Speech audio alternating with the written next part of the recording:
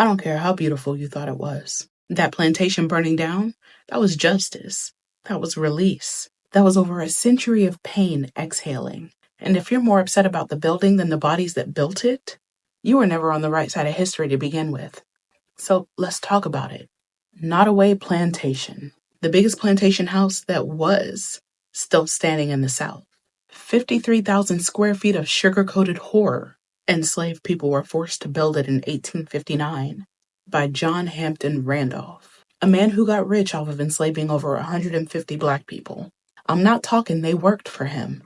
I'm talking full ownership. People with families, names, dreams, all stolen, stripped down, and used. He had that house built to show off.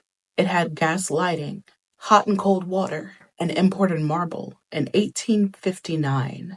Meanwhile, the folks who actually built it, they were out in the cane fields breaking their backs from sunup to sundown. No rest, no pay, no freedom, just labor and loss. And when slavery ended, he didn't stop exploiting them. He kept that land going with the same people, now trapped in poverty instead of chains. But here's where it gets disgusting. If we fast forward 100 years, Nottoway becomes a resort, a place you could throw a wedding, a party, a brunch.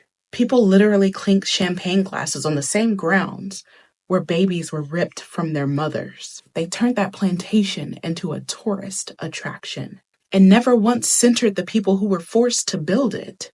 The tour guides didn't say their names. The website didn't tell their stories. It just showed white columns and rose gardens, like the screams weren't still echoing under the floorboards. That plantation was not preserved history.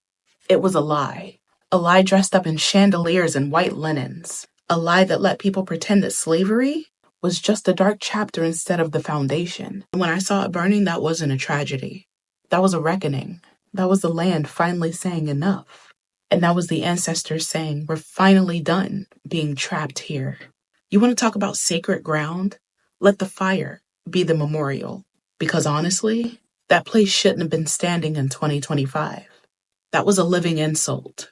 And for the people who are crying over it, why weren't you crying for the people that it erased? Why weren't you crying for the children that were born into bondage there? For the women that were assaulted in the shadows of those white columns? For the men whose names never made it into the records? You're mourning wood and brick.